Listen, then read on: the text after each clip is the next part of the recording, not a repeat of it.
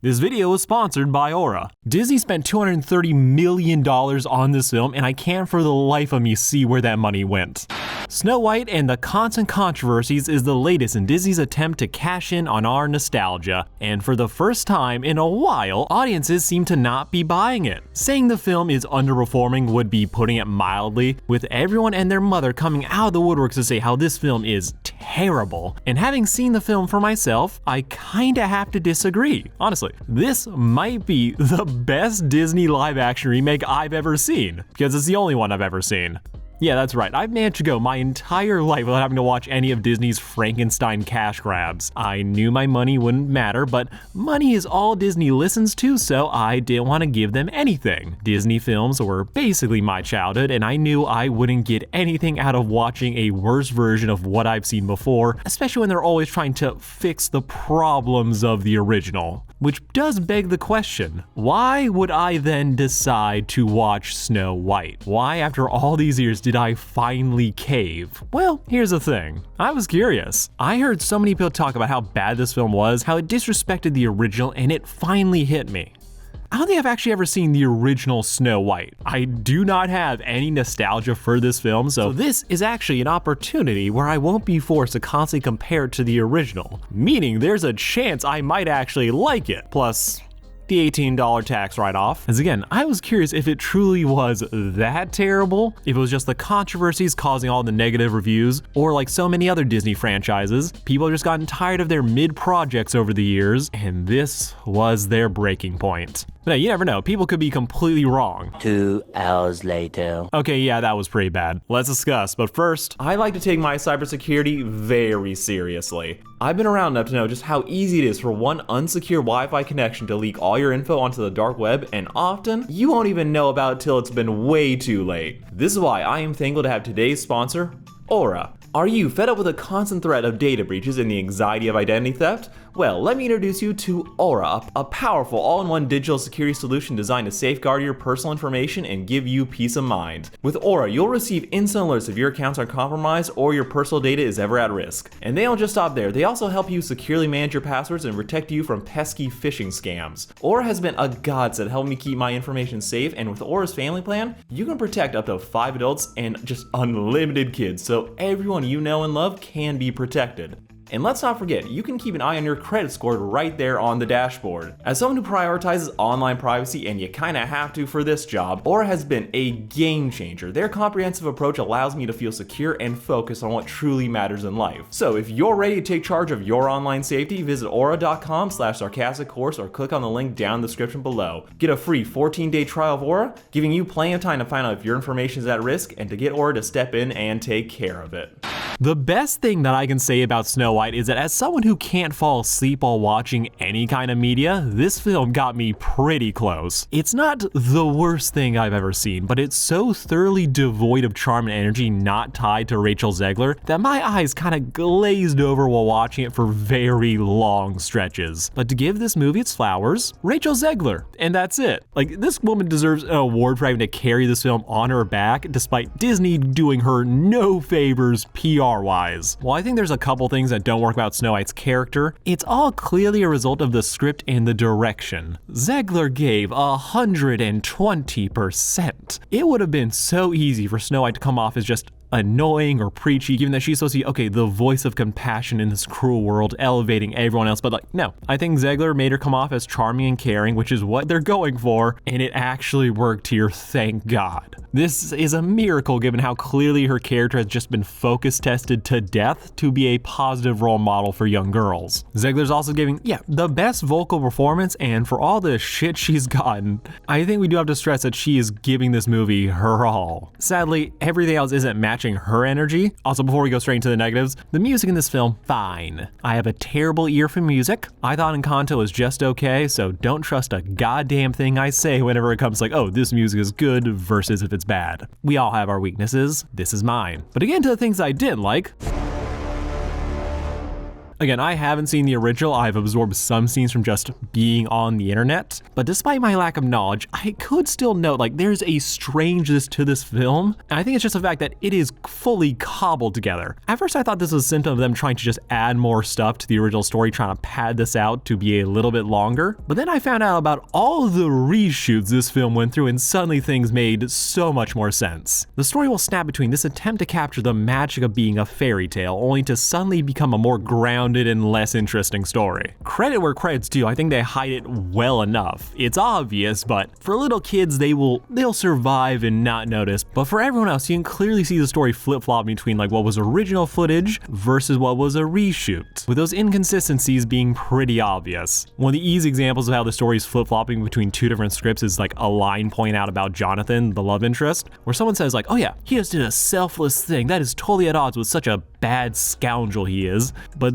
he's not a scoundrel whatsoever. He is not selfish. The movie, in fact, constantly shows him being selfless, talking about the plight of the people, working for the one true king, and being the fucking leader of the bandits who are just like theater kids. So one of the bandits saying, oh yeah, he's selfish, doesn't line up with how Jonathan has been acting this entire movie. This movie was clearly rewritten a lot, with the biggest giveaway for this being how we have 7 dwarves and, inexplicably, 7 bandits, both of whom hang out in the woods and are here to aid Cinderella. Like, it's so clear that these bandits were supposed to be the stand-in for the dwarves, but something was changed. And we just don't get enough time with any of these characters where you kind of get to know Grumpy and Dopey, and yeah, those are like the only two you kind of build any attachment to. I think the only thing I can really praise the plot of this film for is that the message is at least consistent, of how fairness is about how you treat others versus skin-deep beauty. It's incredibly on the nose, but for little kids, it'll work. Even if the finale was giving Kylie Jenner Pepsi commercial. Actually, while I'm there, and being vague, the finale for this movie is probably the most mid part of the film. I think it has the right idea for what it's trying to do for Snow White, but the lack of connection she has with the rest of the kingdom undercuts what they're going for. Not to mention, all the supporting cast contributions, these characters that were clearly rewritten again and again,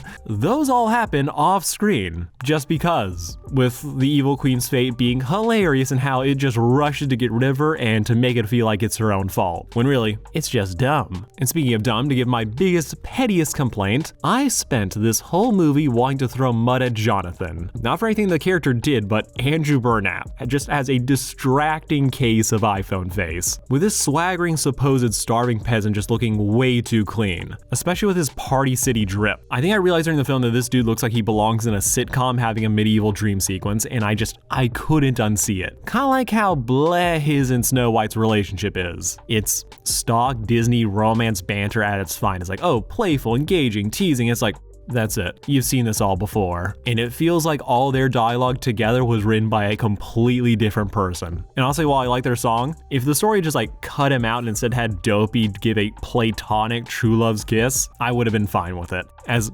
Jonathan doesn't really need to be in this movie. The bandits don't really need to be in this movie. And if this film had committed to one story idea of Snow White and the bandits, or Snow White and the 7 uncanny dwarves, I think it would have been so much better for it. But let's stop beating around the bush and talk about one of the most maligned parts of this film. You know, I really don't remember you being this opinionated. Now, Gal Gadot not being able to act has been a meme on the internet for years. People have been joking about it since the hype for Wonder Woman died, and this infamous line. Kal-El, no!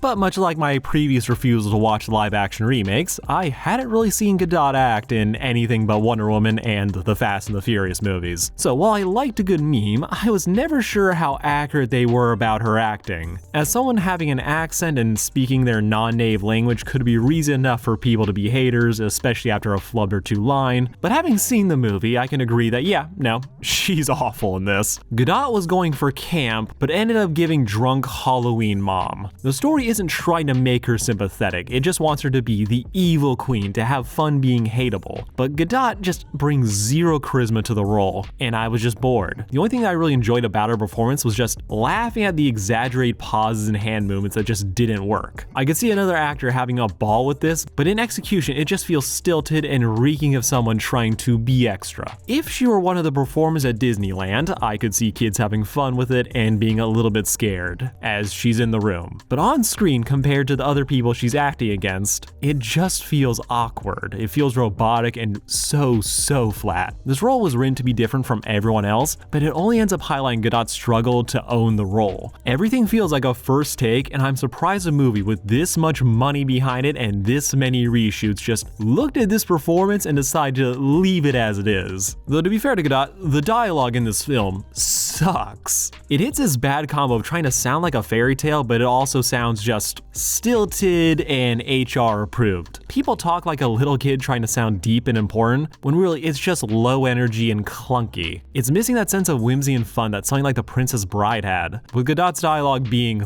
the worst, as it's trying to make her sound menacing and grandiose, but it only ends up highlighting all the worst parts of her performance, from the stilted line delivery to the exaggerated mannerisms being used to fill time and attempt to seem, well, to do something. No one is really elevated by these lines, but most everyone else manages to at least survive them.